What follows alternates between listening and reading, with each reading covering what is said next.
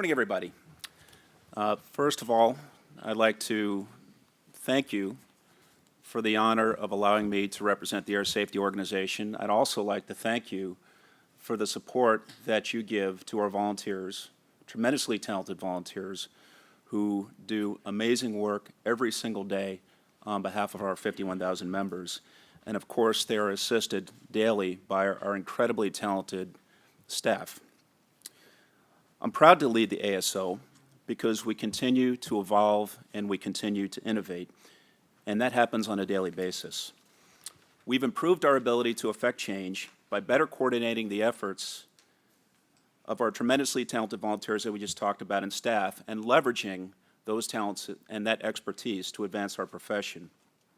There's more connectivity than ever before between everybody within the Air Safety Organization, and that allows us to be more responsive, more efficient, more proactive, more productive, and very significantly, more agile.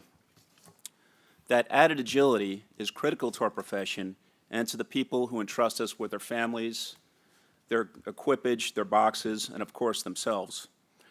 And to start off with a bit of a kind of analogy, I think that kind of makes us a little bit of the beat cop when it comes to safety and security and pilot assistance in the aviation industry. We're always vigilant. We know which areas need constant attention, and we have the expertise and the resources to address those daily needs. But we're also ready to act when we see new threats arise, such as the shoot-down of Malaysia 17. And for those of you who were with us last time, you remember the last thing that popped up, amazingly enough, was the disappearance of Malaysia 370.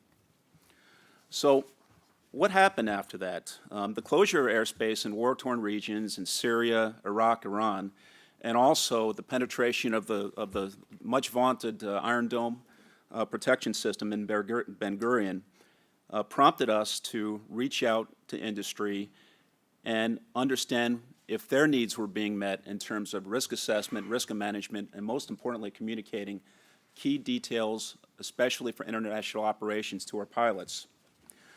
The way we addressed that was that our president tasked myself to get together with some of our staff, and we met with the FAA's point person on security. In fact, the FAA, for those of you who aren't familiar, they actually have a risk assessment shop that lives in the building down at 800 Independence Avenue, and they draw from all these different intel sources. They digest all the data, they do risk assessment, and then they are the folks that put out the NOTAMs and the special flight advisories and whatnot. What we wanted to ensure was that, first of all, that there was a sound and timely process for performing this risk assessment, and most importantly, that key information was making its way from that ivory tower on 800 Independence right into the flight deck. The summer travel season is just winding up, and of course, it's been one of the busiest for us. We're always working when everybody else is relaxing, right? And even though a lot of people take their packs off, actually during the summer is when the Air Safety Organization typically is at its busiest. We held our 60th Air Safety Forum in August, where we tried an innovative new format. What we did this time around was we took one kind of seminal event, in this case, an airborne lithium fire, and used that to kind of touch a bunch of different aspects of safety. We talked about aircraft design, accessibility of emergency equipage. We talked about hazmat, appropriate packaging, and what happens when hazmat cooks off inside the compartment. We talked about human factors. How do you resolve an emergency, especially when you're sometimes prohibited from either breathing or seeing at the same time? And then we talked about what is waiting at the airport when you get there. The other thing that we did, which I thought was very innovative, is we had some very, very special invited guests, starting with General Ed Bolton, who is basically the FAA's point person on NextGen. Ed announced that the FAA will publish a plan for the first stage of NextGen accomplishment by October 18th. As you probably know, Captain Moak sits on the NextGen Advisory Committee. I assist him with, of course, supported by a bunch of our subject matter experts and volunteers on the NextGen Advisory Subcommittee. So you can rest assured that ALPA does have a voice in how NextGen is being implemented. Pilots must have a hand in plotting the course of the modernization of our air traffic services. And in fact, that's one of the things that we're going to be addressing via the resolution that we're going to be bringing before Delegate Committee here at this very board. The other thing that was really very, very neat about the forum, you're looking at a picture of Garrett Reisman. He's a former astronaut, and he's an executive with a company called SpaceX. I'm sure you've heard of it, funded by a fellow named Elon Musk, who started Tesla. And one of the most amazing things that he was able to do was kind of draw a line between risk assessment from the vantage of somebody who's involved in space exploration and risk assessment and risk mitigation from the commercial vantage. And the most amazing thing of all is we think that the space programs are really state-of-the-art when it comes to safety and risk analysis. Our level of safety exceeds Six Sigma standards, 10 to the 6th, 10 to the 7th. Their level of likelihood that something very bad will happen during the course of a space mission is 1 in 68. So it was really refreshing to hear him up there talking about the lessons that they can learn from us. Since the last exec board meeting, the Air Safety Organization has also made a number of accomplishments that directly benefit our membership. The ALPA Jump Seat Council just issued its updated jump seat guide to assist and inform all of our members about current policies and, most importantly, how to get into that flight deck so you can get between point A and point B. I should also point out that following extensive groundwork from ALPA on both sides of the border, we were actually able to work with Transport Canada, who lifted a long-standing prohibition that prohibited offline jump seaters from getting access to the flight deck, other than in the case when all the seats in the cabin were full. By that exemption to a subsection of the Canadian aviation regulations, Transport Canada ended this ban that essentially had been in effect since the 9/11 event. Also just this week, and you may have actually even noticed it on the fast read that went out last night, we had our first successful test of the International Off-Flight Jump Seat Program, still in its early stages, but kudos to our national jump seat coordinators, our MECs working with their managements who are able to start this program that I think is going to be a tremendous benefit to everybody. No exec board will be complete without an update on known crew member. I get calls every single week asking on if their airport's going to get KCM there or if their concourse is going to get KCM. I'm very pleased to report, and you can see it right up there, that we're looking to double the number of airports that have KCM by the end of the year compared to the beginning of 2014. Over 130 portals, 21 million screenings, and from a risk-based standpoint, KCM is the gold standard for screening. There is no screening program, no alternate screening program that has the type of performance and success that KCM has. Now, are we done? Certainly not, because what we are trying to also do is aggressively advocate for the inclusion of our Canadian friends, starting with Jazz, into KCM. Our pilot assistants and group and legislative affairs reps are helping lawmakers better implement programs that are near and dear to our heart. I know we've been talking about obstructive sleep apnea to the point of where I'm probably putting you to sleep, but it's important work, and I think that it's an immediate benefit for all of our members. And also, we're hosting an aeromedical chairs meeting this fall, and we're going to be getting with all of our aeromedical chairs and looking at issues that affect you and your ability to stay in the flight deck. Security representatives also are encouraging legislators to oppose administration efforts to reduce funding for the FFDO program. This is a perennial reporting point, and it's a battle, frankly, that we fight every single year up on the Hill. Thanks to the great efforts of our Security Committee group, thanks to the great efforts of our Legislative Affairs folks, we're continuing the full court press to make sure that we have full funding, both in the House and the Senate, now that they're back in session. Yesterday morning, I attended the NTSB Sunshine hearing on UPS 1354, the accident in Birmingham. And of course, we were accompanied by a bunch of the FedEx leadership, as well as ALPA staff. And one of the things that was very evident, in addition to the normal causal factors when they're talking about probable cause for the accident, they're talking about automation, pilot monitoring, training. But the one thing that they kept on dwelling on over and over and over again was the issue of fatigue. Now, although they were also clear to point out that even had Part 117 regs been in effect, they're rather skeptical that that would have made any difference in the probable outcome of that accident.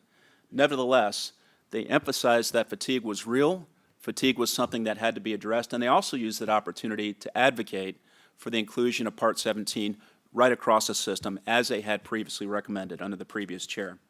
This past May, ALPA made a submission to the NTSB that highlighted this issue of fatigue among pilots flying for all cargo airlines, and we will continue to press for the inclusion of all pilots under the same rules.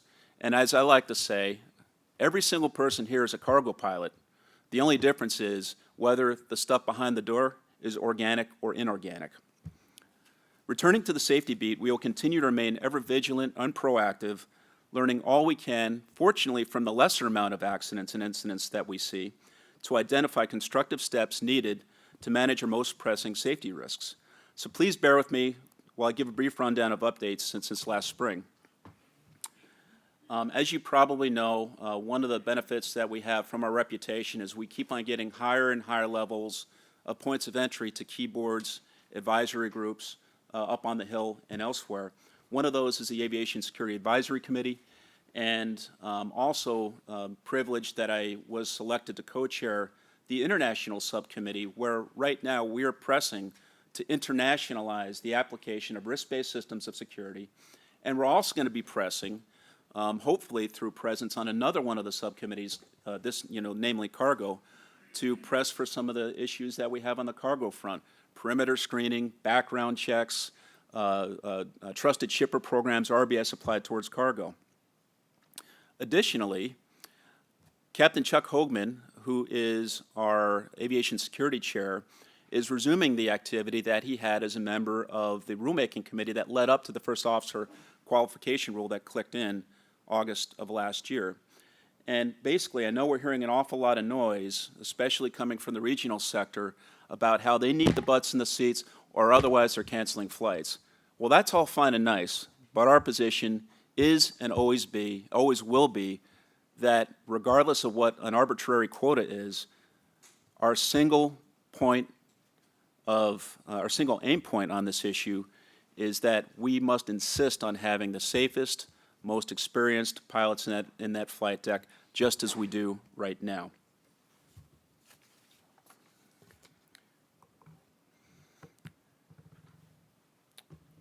ALPA pilots were front and center at a recent RTCA Global Aviation Symposium, and one of the things that we were really dwelling on was the challenges that the FAA has in terms of setting operational and safety standards associated with the implementation, or I should say the integration, of unmanned aircraft systems into our national airspace system. And Congress has set an incredibly ambitious timeline, September 30th of next year, for an implementation standard to come out.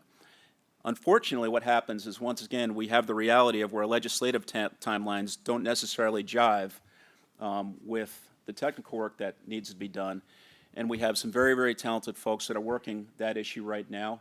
And once again, we will not relent until we have a system that is every bit as safe as the system that we have right now. The association collaborated with the FBI earlier this year, and we actually started a focus program in 12 cities to highlight the issues that happen when you have laser strikes. We're seeing on average about 11 strikes per night, because they always happen during the night. And in the 12 focus cities, we saw an immediate response. We saw a 19% drop in aggregate laser strikes. So what happened was, based on that success, the FBI and the FAA, in conjunction with ALPA, fanned the program out to all of our 50 states and also included Guam and Puerto Rico. And I'm pleased to say that right now what we've seen is a decline in the amount of strikes, actually driving from 11 down to about 9.5 per evening. Okay, that's obviously a great accomplishment, but our work is hardly from over.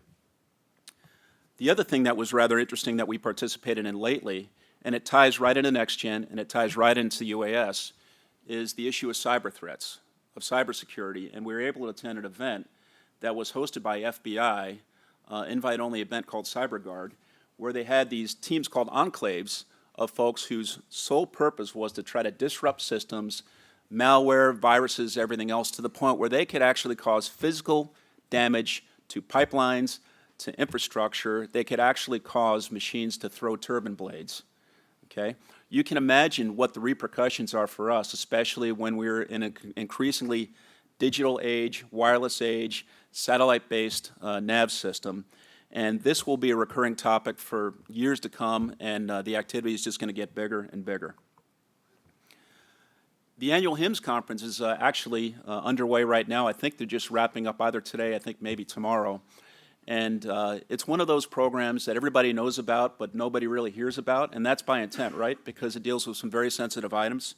I'm proud to say that we just are celebrating our 40th anniversary of conducting HIMSS, which is actually led by the FAA. I'm sorry, led by ALPA under an FAA contract. And if you see Captain Chris Storbeck, please congratulate him. He's actually retiring. He's hanging up his spurs as the chairman of HIMSS, and he has done a superb job of leading that group forward. So when you see him, please thank him. Part 117. As you know, the rules kicked in January 4th of this year. And I think we're up to about 15 different declarative interpretations by the FAA on what the rule really means, okay? And unfortunately, some of those declarative interpretations directly conflict with each other.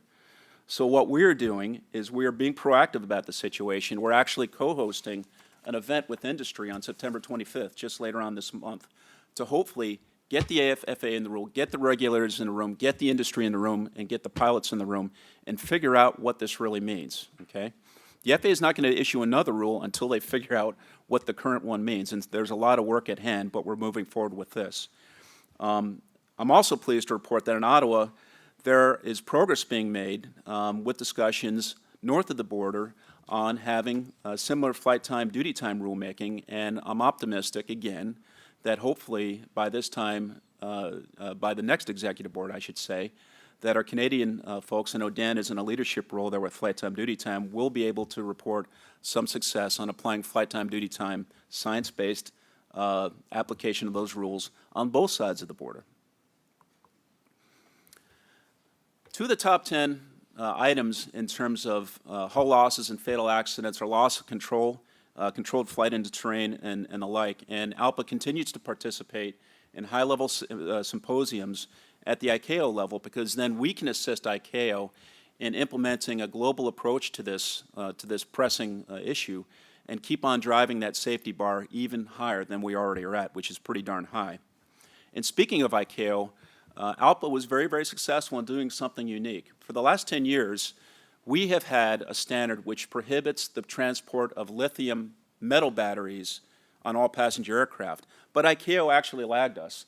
So what we were able to do, through the good efforts of our subject matter experts, we were actually able to get ICAO to drive up their level of regulation and change their technical instruction, which will click in January of 2015, which will have the similar provision at the ICAO level. Conversely, we were lagging ICAO when it came to packaging restrictions with regards to batteries. And fortunately, we are actually pleased to report that the Pipeline Hazardous Materials Safety Administration, which is a subset of DOT, actually just issued a rule which now harmonizes regulations in the U.S. with the ICAO standard, which was actually more stringent. Now, is our work over? Hardly. You know, the battle was won, but the war is not over, because the one big lingering issue which still hasn't been addressed is the overall quantities of these batteries that can be still shipped on the airplanes. But I think that's a great example of where we're looking at, you know, the highest safety case wherever we may get it, and we're pushing in one aspect and pulling another one and driving us forward. Finally, in June, ALPA brought together more than 100 aviation safety reps from around government and industry to discuss, the issue of just culture, which is incredibly important right now, especially with the proliferation of information that we have surrounding us right now. I should point out that 20 pilot groups in ALPA right now have ASAP programs. Canada is actually a little bit ahead of us because they already have SMS already built into the regulations. We expect the rulemaking to come out sometime soon for SMS, and 18 of our carriers have active FOCA programs. And our Canadian pilots are also reaping the benefits of the SMS systems, which is why we actually imported one of the Canadian SMEs, and he is now heading our SMS efforts under the ASO. And speaking of ASAP, the FAA recently released a new advisory circular, 12066 Charlie, on the safety reporting programs on ASAP, and basically the advisory circular is the roadmap for how to design, implement, and run a good, solid ASAP program. That advisory circular draft came out right after the Air Safety Forum, and so next week we're going to actually have a group of subject matter experts, some from your own carriers here, along with staff, along with our ASAP pros, and we're going to be going through that recommended advisory circular line by line, word by word, and we're going to be coming up with a plan of action which will be submitted as formal comments to the FAA to hopefully steer this rule in the most beneficial direction as possible to maintain the high level of safety, maintain our just culture of safety, and be of great service in a non-punitive way to our pilots. Our pilot groups are also making strides to strengthen our working relationship with the FAA and also Transport Canada. And I'm pleased to say that actually almost, I think on the very first day that the new federal air surgeon took office, he was actually at an ALPA event. The Transport Canada Transport Canada surgeon was also, his counterpart has already been in 2 ALPA events since April. And we believe that these strengthened relationships will continue to identify and resolve problems that would otherwise keep our members out of the flight deck. So that's, in a nutshell, I could talk for 5 hours or 10 hours, but that's in a nutshell what's going on the front line of the ASO front. What I'd like to do is just kind of close by shifting gears a little bit and taking one hat and putting another one on, and that's the treasurer for the Political Action Committee. As a treasurer of ALPA PAC, it's been a thrill to watch the ALPA PAC grow. In fact, in 2011, when I first started this job, we're raising on average about $75,000 a month. We're now actually hitting months when we're surpassing $130,000 worth of fundraising. So we're going from about 880 aggregate annual fundraising levels to 1.4 million. Thanks to all of you, thanks to the government affairs, thanks to PAC-Man Zach Mooneyham, and also thanks to I think the fact that everybody is realizing that while this certainly doesn't buy us votes, it buys us engagement, it buys us access, and once we get our foot in the door, we're able to have the conversations that win the day, as we've seen with some of the recent successes I'm sure Lee's going to talk about. This year, more than 7,400 pilots have either given to or signed up for the PAC, more than any year since 2004. We've doubled the percentage of members who give to the PAC since 2011, and we're now close to hitting the 17% mark. And I know that you've probably, or I hope you've seen a video recently where Lee challenged us to kind of step up our game, because as a reference point, our closest allies in this town are NATCA, and traditionally, with about half of the membership, they've outraised us by a 3-to-1 margin in terms of fundraising activities. So the glove is thrown down, and hopefully everybody here is up to the challenge. And speaking of that, since the beginning of the program, 291 people have signed up for the Benke level contributions for ALPA PAC, the highest level of $1,000 per year. Folks who contribute to the Benke level comprise 1% of the populace of contributors, but comprise 7% of the overall contributions. Now imagine if every single person in this room contributed at that level or something close. Imagine the impact that we would have on the PAC. But I'm going to give you a more modest target. Of the 271 members of the board, there's about 50 left that we have to get to sign up to be meeting our 100% mark for the governing bodies. So I give the challenge over to you. We've already talked to the EVPs, and hopefully you'll join us in helping all of the folks that play such a key part of plotting the course of ALPA's future and making sure that everybody is leading by example. In closing, again, I just want to thank everybody for supporting the volunteers that support you, that support our members, and I want to highlight the experience that ALPA provides and thank everybody for the willingness to get involved in executing our mission. Thank you so much.